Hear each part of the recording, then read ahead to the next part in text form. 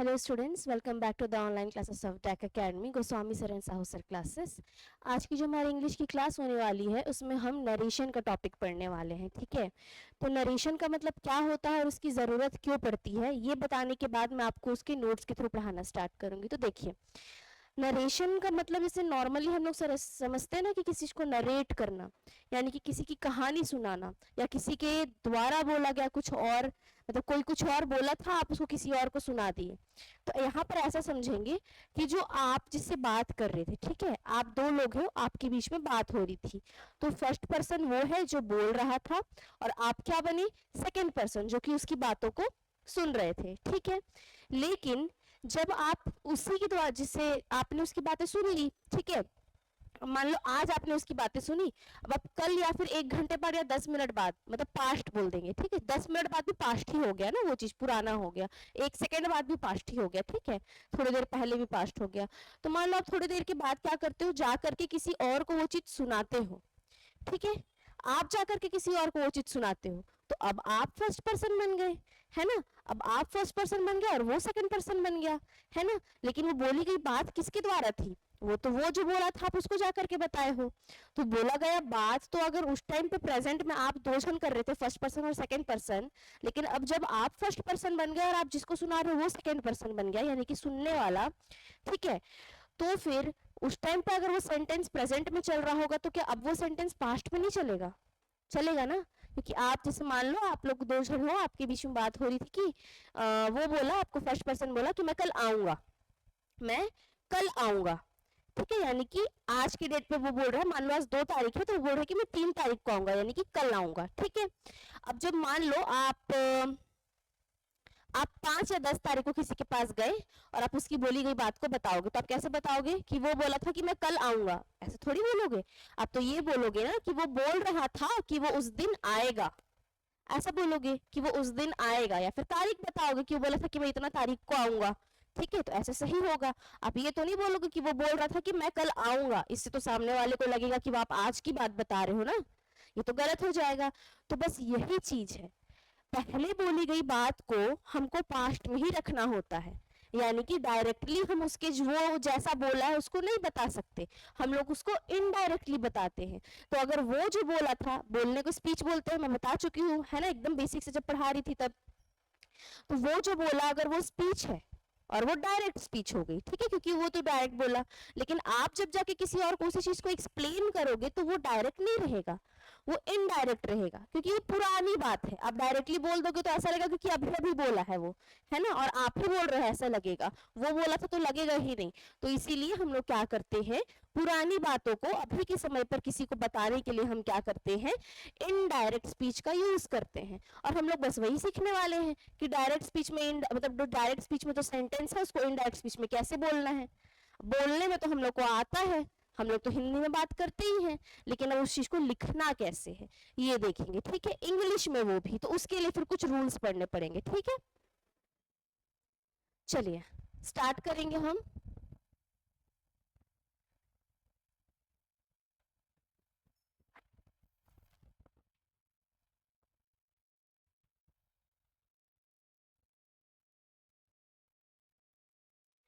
Start करेंगे definition से। ठीक है, देखिए नरेशन की डेफिनेशन में क्या दिया गया है, ध्यान समझेंगे।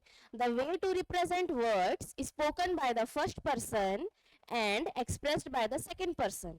ठीक है, तो ये नरेशन क्या है, एक तरीका है किस चीज को रिप्रेजेंट करने का, एक ऐसे सेंटेंस को रिप्रेजेंट करने का जो कि बोला गया था फर्स्ट पर्सन के द्वारा, लेकिन अब एक्सप्रेस कौन कर रहा है उसको, सेकंड पर्सन। ठीक है, और उस समय के लिए वो फर्स्ट पर्सन बन गया क्योंकि वो बोल रहा है। Without any change is called narration, लेकिन वो जो बोला था उसमें कोई चेंजेस नहीं आएगा, सिर्फ टेंस बदलेगा, जो कि नॉर्मल हम लोग को सही तरीके से बोलने के लिए बदलना पड़ेगा, टेंस बदलेगा, कुछ और चीजें बदलेंगी जो कि हम लोग रूल्स में देखेंगे। ठीक है, तो नरेशन क्या है, एक तरीका है फर्स्ट पर्सन के द्वारा बोले गए सेंटेंस को सेकंड पर्सन के द्वारा एक्सप्रेस करने का। ठीक है, यानी कि जो कुछ और कोई और बोला था आप उसको जाके किसी और को बताओगे। ठीक, स्ट्रक्चर क्या रहता है नरेशन का, हमेशा देखिए स्ट्रक्चर आपके नरेशन में, या फिर एक नैरेटिव सेंटेंस, नरेशन है तो वो सेंटेंस नैरेटिव सेंटेंस है।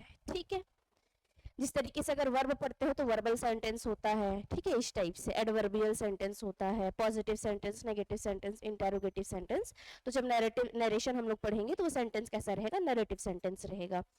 तो अ narrative sentence has two parts, कौन कौन सा, reporting verb and reported speech, reporting verb and reported speech. जब नरेशन पढ़ोगे तो किस टाइप का सेंटेंस आपको देखने को मिलेगा, जैसे कि ही सेड और इन्वर्टेड कोमा के अंदर कोई एक और सेंटेंस रहेगा, ठीक है।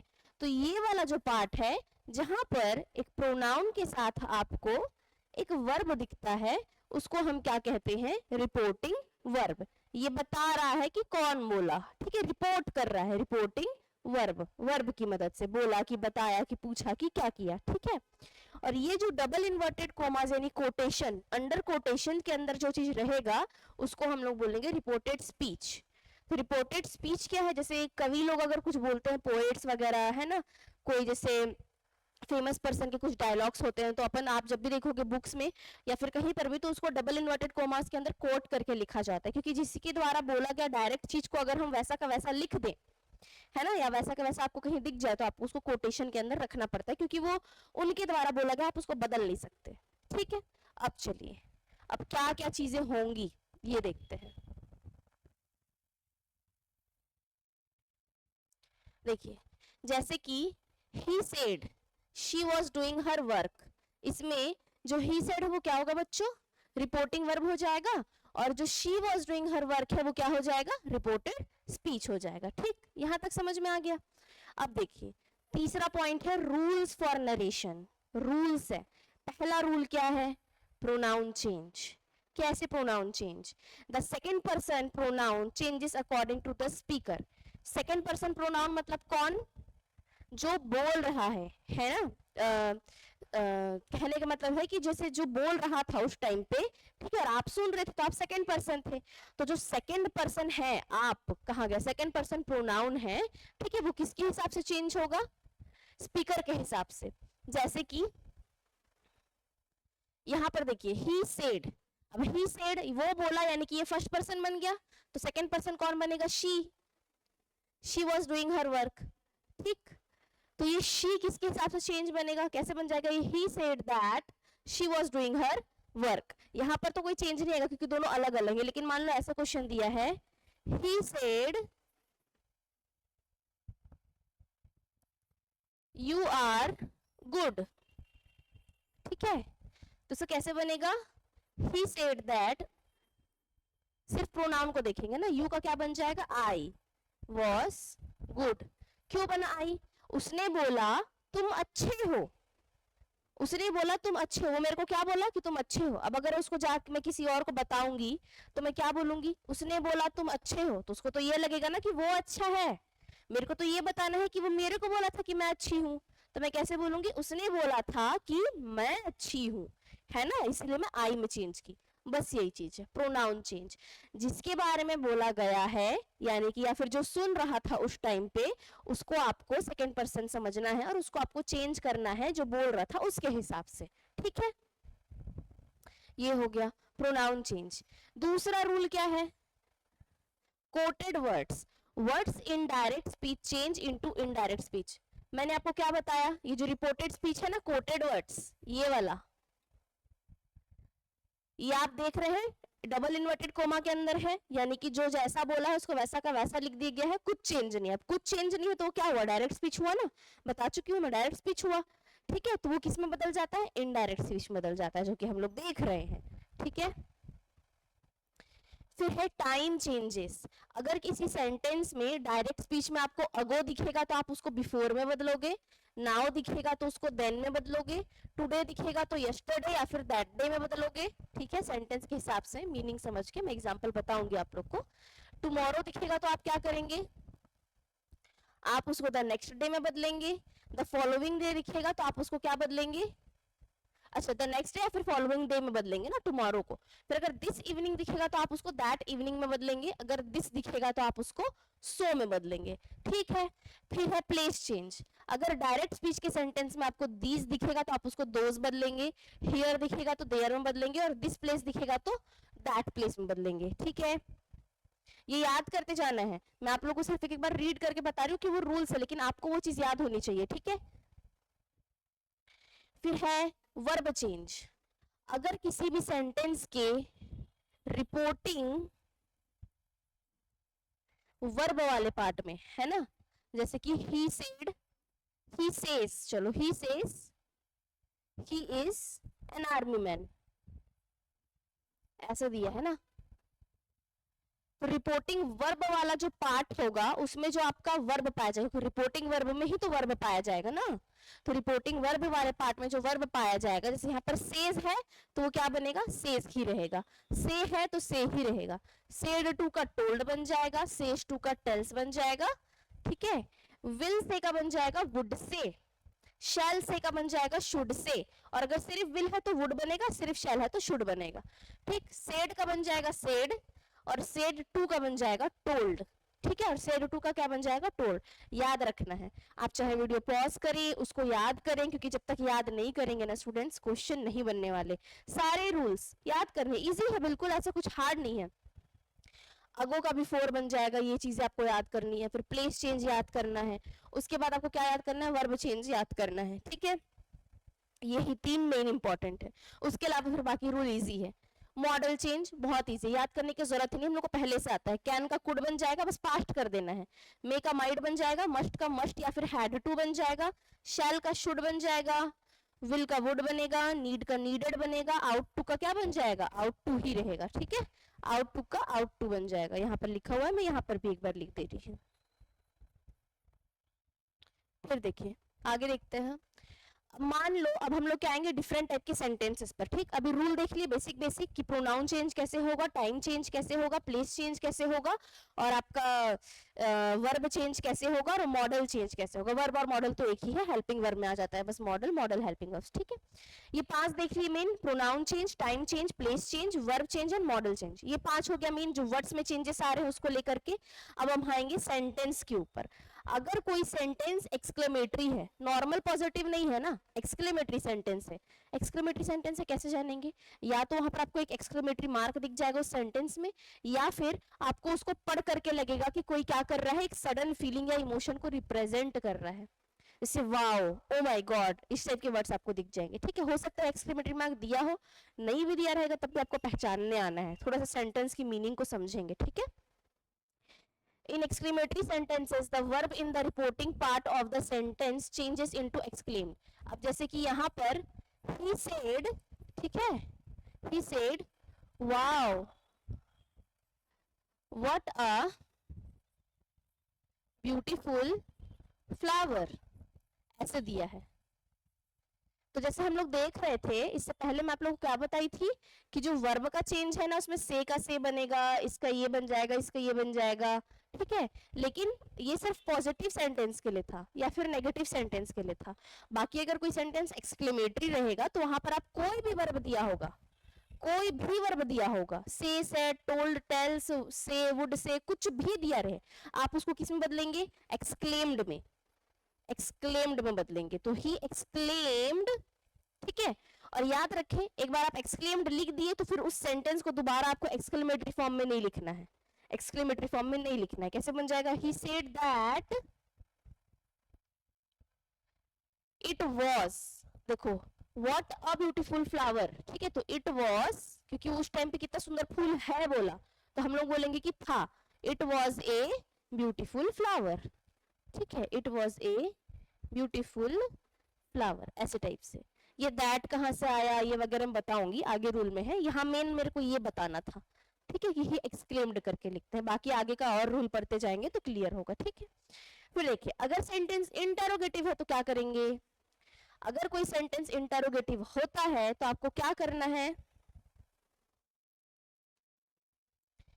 In interrogative sentences the asked verb is used in place of the reporting verb. अगर यहाँ पर कुछ भी दिया रहेगा और आपको लगता है कि उस सेंटेंस में कुछ सवाल पूछा जा रहा है, तब आपको यहाँ पर जो भी दिया रहेगा ना उसको आस्क्ड में बदलना है। किस में बदलना है, आस्क्ड में। एक्सक्लेमेटरी सेंटेंस में एक्सक्लेम्ड में बदलना है, और इंटरोगेटिव सेंटेंस में आस्क्ड में बदलना है, ठीक है। अगर इंपेरेटिव सेंटेंस है, अब इम्पेरेटिव में तो बहुत तरह के होते हैं, कोई ऑर्डर देने टाइप से फील हो रहा है कि कोई किसी को ऑर्डर दे रहा है, कहीं कोई किसी से रिक्वेस्ट कर रहा है, कोई किसी को डांट रहा है, पनिशमेंट दे रहा है, सजेशन दे रहा है, एडवाइस दे रहा है, बहुत सारे होते हैं, तो उसके अकॉर्डिंग करेंगे। जैसे कि रिक्वेस्टिंग सेंटेंस है तो रिक्वेस्टेड का यूज करेंगे रिपोर्टिंग वर्ब में ना, जो वर्ब रहेगा उसकी जगह पर। अगर सेंटेंस ऐसा है जो सजेशन दे रहा है तो आप उसके जगह पर क्या यूज करेंगे, प्रपोज्ड यूज करेंगे या फिर सजेस्टेड यूज करेंगे। नोट करते जाना है, ठीक है, ये चीज नहीं दी थी, यहाँ पर आप इसको नोट करेंगे। अगर आपको उस सेंटेंस को पढ़ के लगता है कि रिपोर्टिंग वर्ब वाला जो चीज है वो क्या कर रहा है, रिपोर्टेड स्पीच में किसी को सजेशन देने की कोशिश कर रहा है, तो आप वहां पर सजेस्टेड या फिर प्रपोज्ड का यूज करेंगे, ठीक है। उसके बाद अगर सेंटेंस में ऑर्डर दे रहा है या कमांड दे रहा है तो आप ऑर्डर्ड का यूज करेंगे। अगर प्रपोजल या ऑफर दे रहा है तो आप प्रपोज्ड को यूज कर सकते हैं और ऑफर्ड को यूज कर सकते हैं, और अगर एडवाइस दे रहा होगा तो एडवाइस्ड का यूज कर सकते हैं, ठीक है। इस तरीके से कमांडेड भी बोल सकते हैं। सेंटेंस में जिस टाइप का फील लगेगा आपको, कि जिस टाइप का सेंस निकल के आएगा, जैसी फीलिंग लगेगी कि यहाँ पर तो ऐसा मीनिंग आ रहा है, तो आप वहां पर उस टाइप का वर्ड यूज करेंगे, ठीक है। फिर है टेंस चेंज। अच्छा, टेंस चेंज बताने से पहले मैं आपको ये बता दूं, यूज ऑफ दैट।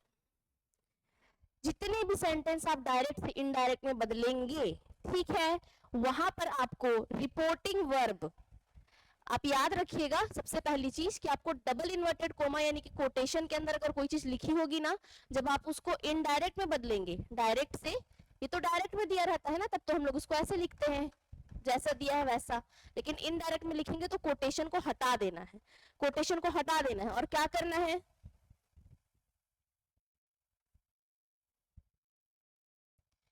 कोटेशन को हटाना है।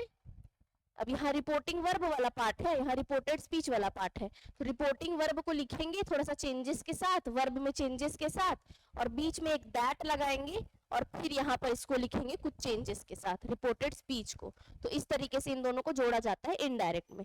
तो यहाँ पर वही चीज बताया गया है कि that is used compulsorily in every sentence, ठीक। लेकिन थोड़ा सा यहाँ पर एक्सेप्शन है, जो इंटरोगेटिव सेंटेंस रहेगा ना, इंटरोगेटिव की सिर्फ बात करेंगे, वहां पर आपको क्या करना है, इफ या फिर वेदर का यूज करना है। अगर आप पॉजिटिव सेंस में क्वेश्चन पूछोगे तो इफ, और अगर नेगेटिव सेंस में तो whether, whether you will do this or not, ठीक है। If you will do this, whether you will do this or not. Positive sense में अगर पूछोगे तो इफ लगाओगे, नेगेटिव सेंस में पूछोगे तो वेदर। तुम क्या है, तुम ये करोगे तो if you will do this, और अगर तुम ये करोगे कि नहीं करोगे, ऐसे नेगेटिव सेंस आ रहा है थोड़ा सा, तो वेदर का यूज करेंगे। कहां पर, सिर्फ और सिर्फ इंटरोगेटिव सेंटेंस, ठीक है। बाकी सारा सेंटेंस में आपको डायरेक्ट रिपोर्टिंग वर्ब और रिपोर्टिंग स्पीच को जोड़ने के लिए दैट ही लगाना है, ठीक है। अब सबसे मेन चेंज पर आएंगे। अगर रिपोर्टेड स्पीच वाला पार्ट जो है, यानी कि जो कोटेशन के अंदर रहता है ना, अगर वो प्रेजेंट टेंस में है तो आप उसको पास्ट में बदलोगे, ठीक है। सिंपल प्रेजेंट टेंस की बात करूंगी मैं यहाँ पर।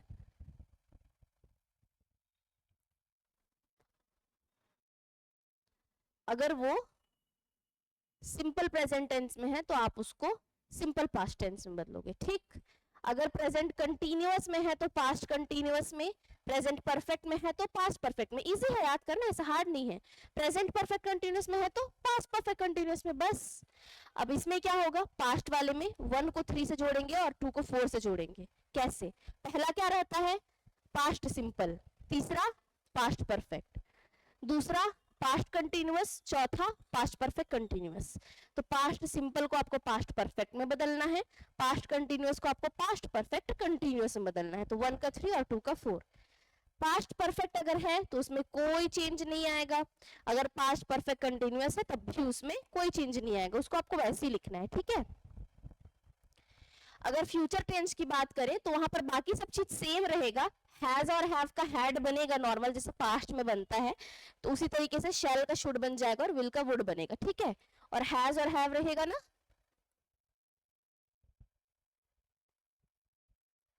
अगर हैज और हैव रहेगा तो उसको आपको हैड में चेंज करना है, ठीक। ये थे हमारे सारे के सारे रूल्स, ठीक है। ये हमारे सारे के सारे रूल्स थे जो मैंने आपको बता दिए। अब नरेशन की नेक्स्ट क्लास मिलूंगी जिसमें मैं आपको क्वेश्चंस कराऊंगी। तब तक आप लोग प्लीज जितने भी रूल्स बताई हूँ सबको एकदम लर्न कर लें। जहां आपको समझने की जरूरत है वहां आप समझें, जहां आपको मेमोराइज करना है, रटना है, वहां पर आप उसको रटें, क्योंकि कुछ चीजें रटनी भी पड़ती हैं। लिख लिख कर प्रैक्टिस करें तब हो जाएगा। ठीक है, चलिए मिलते हैं अगली क्लास में। Thank you so much.